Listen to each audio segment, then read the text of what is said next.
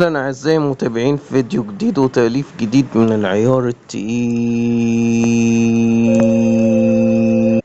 جدا. تأليف جديد من العيار التقيل جدا يا أعزائي المتابعين.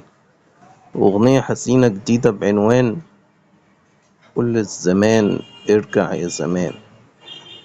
الأغنية الحزينة دي يا أعزائي المتابعين تم تأليفها في شهر إبريل السابق، والوقتي احنا في شهر 6، يعني بقالها فترة كبيرة جدا معمولة الأغنية الحزينة دي، وجه الوقت إن احنا نبدأ في إصدار الأغنية الحزينة الجديدة دي. طبعا يا أعزائي المتابعين انتوا هتسألوني احنا ليه عوضنا يعني أخرنا إصدار الأغنية الحزينة الجديدة دي.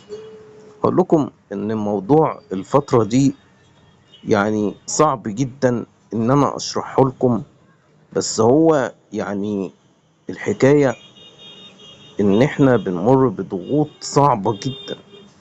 ده غير طبعا إن أرقام المشاهدات في القناة ضعيفة بمعنى الكلمة، إن أنا حرفيا مش لاقي أي أرقام مشاهدات. الواحد يعني بيعمل الفيديو بيتعب في التأليف وكتابته، وفي الآخر بتكون الحصيلة ولا حاجة. الفيديو اللي انتوا بتتفرجوا عليه ده دلوقتي يا عالم ممكن يجيب 10 مشاهدات، 20 مشاهدة، 30 مشاهدة، أرقام قليلة جدا.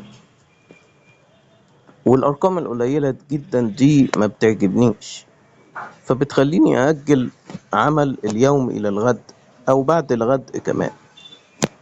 يعني من الآخر كده خراب في خراب.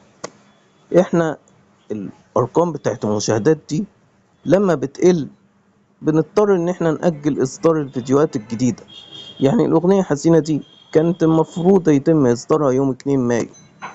لما لقيت إن أرقام المشاهدات قليلة قررت إن إحنا نأجل إصدار الأغنية الحزينة دي لحد النهاردة. يعتبر النهاردة 4 يونيو، يعني فرق كبير جدا، ده بتاع حوالي شهر تأجيل. فطبعا يا أعزائي المتابعين الموضوع ده يعني رخم أوي. طيب في بعض المتابعين يسألوني هو قصة الوحوش مش هتكمل تأليفها؟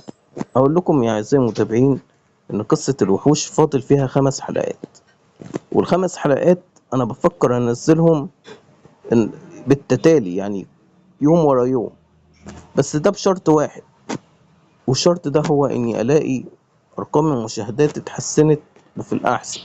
لأن صراحة أرقام المشاهدات لما بتبقى قليلة ما بتكونش حاجة حلوة قوي، وبالتالي بنضطر نأجل إصدار الفيديوهات. فياريت اهتمام شوية يا أعزائي المتابعين، وأشوفكم في فيديو جديد. مع السلامة.